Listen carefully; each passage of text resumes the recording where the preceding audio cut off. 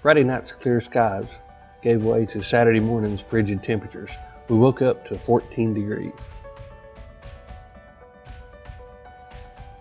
Everybody decided that it was just a little bit too cold for breakfast and coffee along the trail.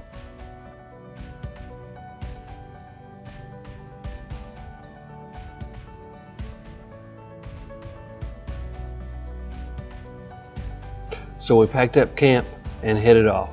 Our plan was to ride the trail into Beattyville, seek a little warmth and refuge, get us a good breakfast and some coffee.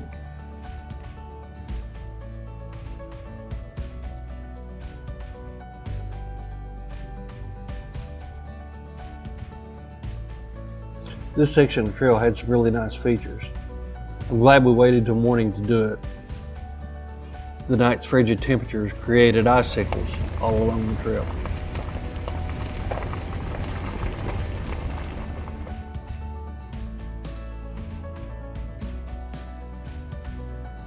We met at the Dairy Queen, where we filled up on coffee, got our bellies full of breakfast, and warmed up just a little bit before the rest of the day's adventure. We didn't stay there long, as we were all excited to see what the rest of the day would bring. And in no time, we were again seeing signs for the Boone Backcountry Byway.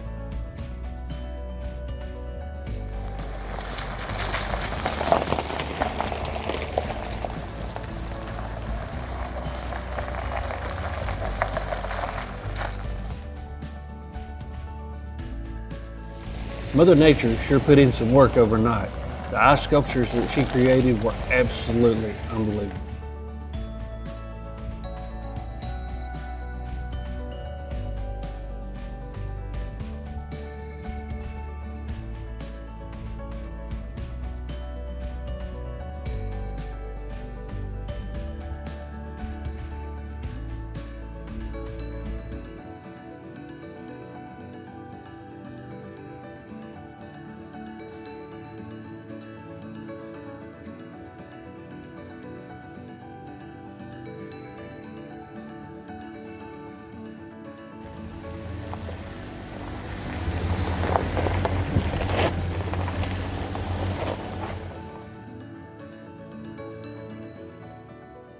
There was a piece or two of blacktop sprinkled here and there, but it wasn't long before we found ourselves right back on the dirt.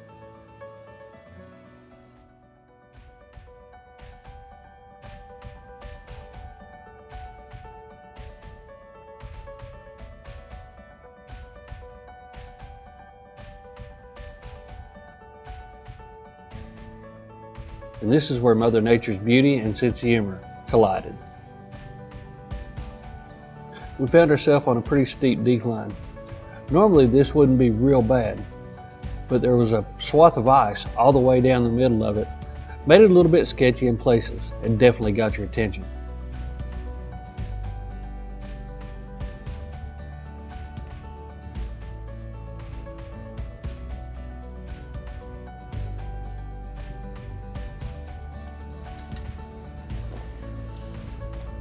This rocky downhill proved to be only the first of many obstacles that we would encounter throughout the day.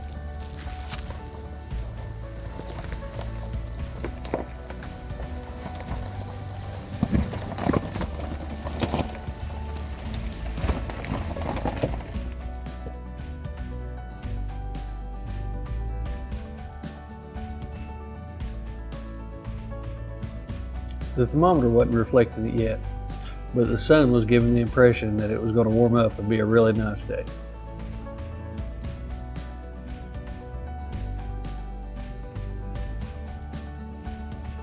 Our first big water crossing of the day.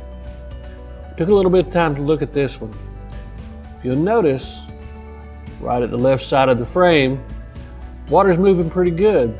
Middle of the frame, water's not moving very fast. It's not a whole lot wider, so what that tells me is it's quite a bit deeper. That water had to disperse and slow down somewhere.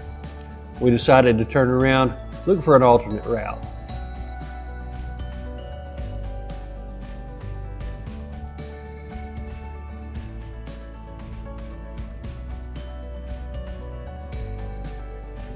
As luck would have it, some other people had done the same thing. We found a well-used route around that deep crossing.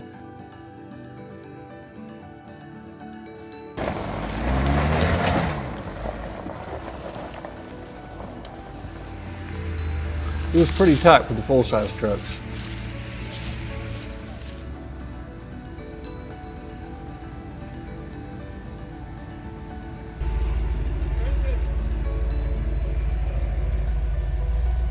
I've got this side. In some spots it was real tight.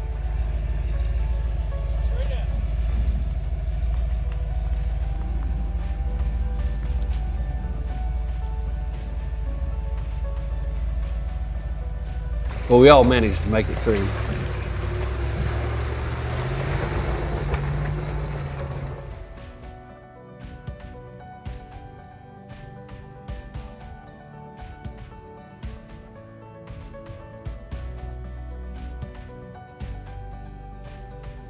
Within just a mile or two of connecting back into the Cat, we encountered our next substantial obstacle.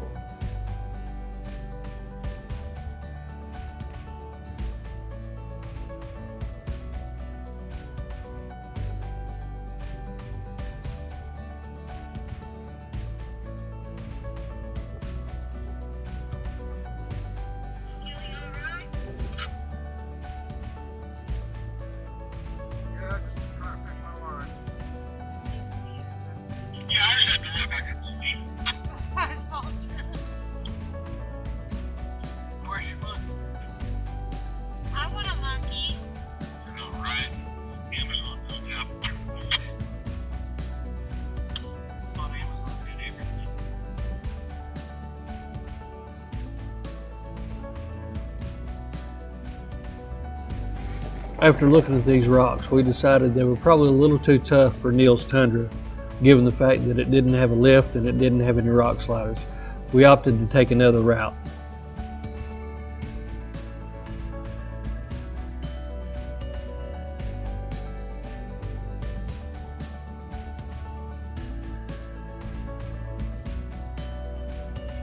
The other route that we found was a continuation of the Daniel Boone. While it was an old railroad bed, it looked like part of it had fell off and got pretty narrow in places.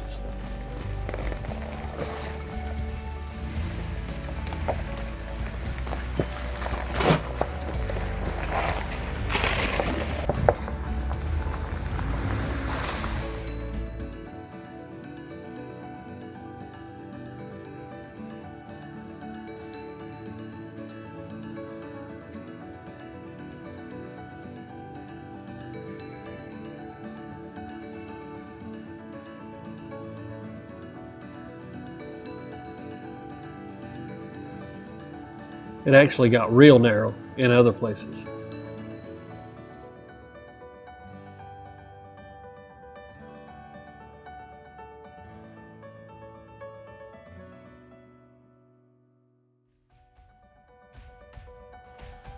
This trail scenery just kept giving.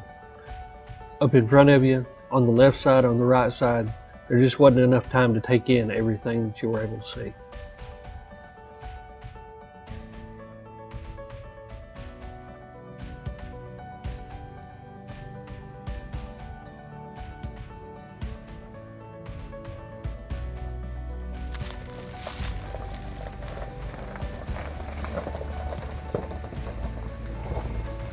It wasn't just scenic either. It kept throwing small challenges at us.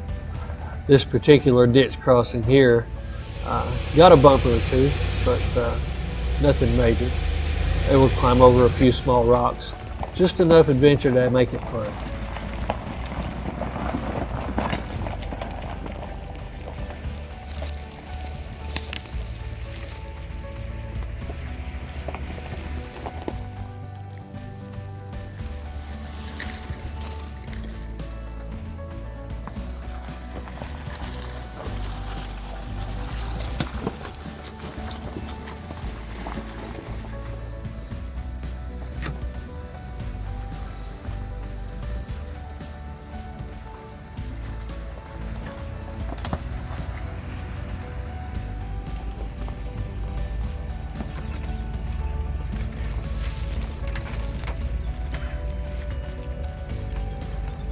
The further we traveled on this trail, the narrower it got and the steeper it got in places.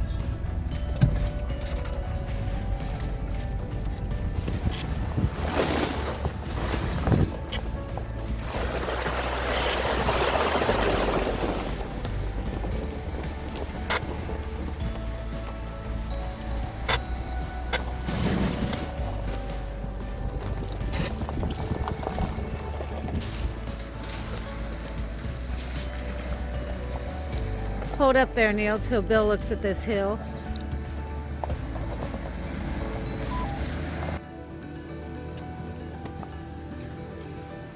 I went ahead and scouted this section out. What I found at the top was a rock outcrop. I was afraid it was going to get Neil's rocker panel, so we opted for a bypass.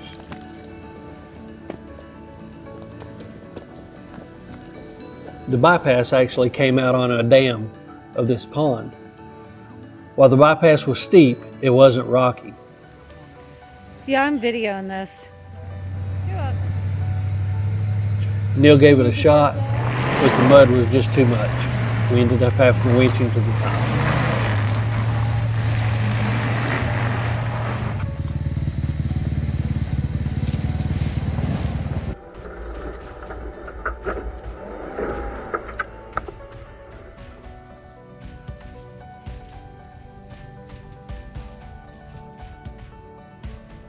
After that obstacle, it was a continuation of the hill climb before we finally popped out on the blacktop at the top of the hill.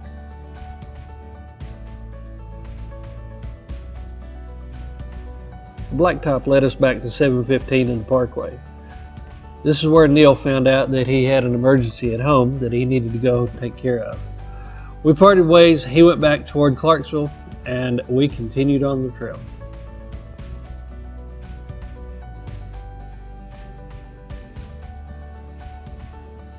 Shortly after our departure with Neil, we found the perfect spot to stop and grab lunch. Her mom made us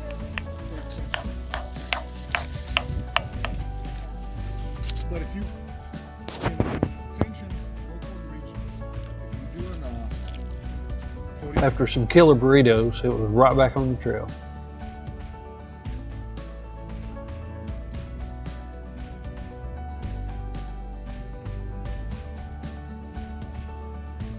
And on to more creek crossings.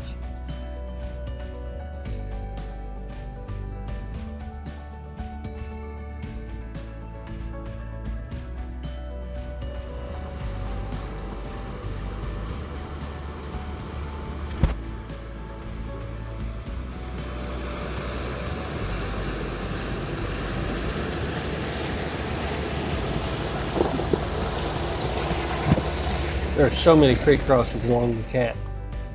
I think I may do a video just about the creek crossings. Let me know what you think in the comments below.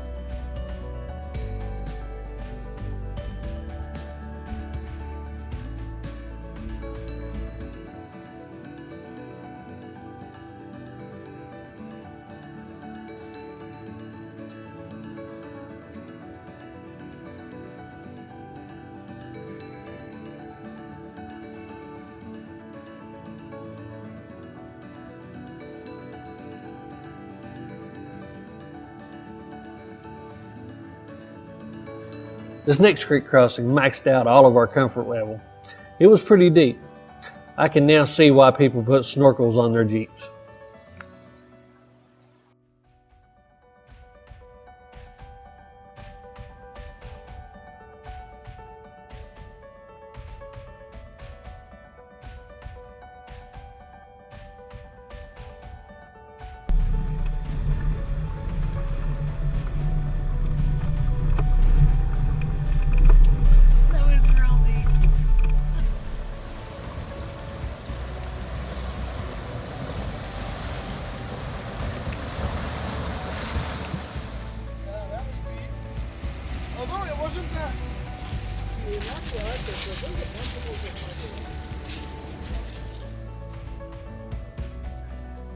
Every day along the Cat has been a whole lot of fun for us. I think today was one of the top ones though. It just seemed like we were on trail more and there was a lot more things to see and a lot more challenges to take.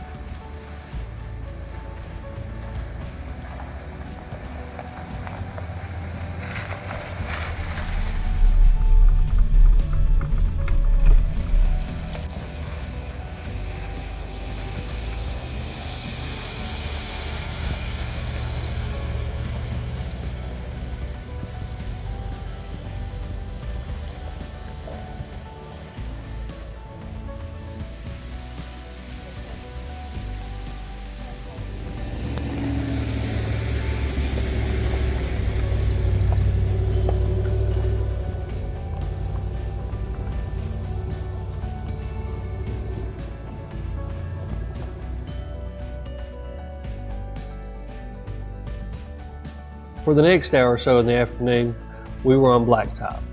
We traveled that blacktop basically from one end of Breathitt County to the other, until we made it finally to South Fork. We didn't come into South Fork by the 1098 route that the cat shows. We actually came into it off of Route 30. It's a route that I knew of from previous work up there. The South Fork area of Breathitt County is known for its free-roaming horses. We actually found some elk this time. It's the first time in years that I've been up here that we've actually seen elk on the property. It's good to see them back. After finding a campsite that somebody else had already set up, it was time to set up our own camp. We got that done. Deb fixed some cowboy burgers over the fire, and it was time to settle in for the evening. We hope you liked this part of the cat. Remember to like, share, and subscribe. Hit that notification button if you want to be notified about part 3 of this trip. And thanks again for watching Coddiwomple Overland.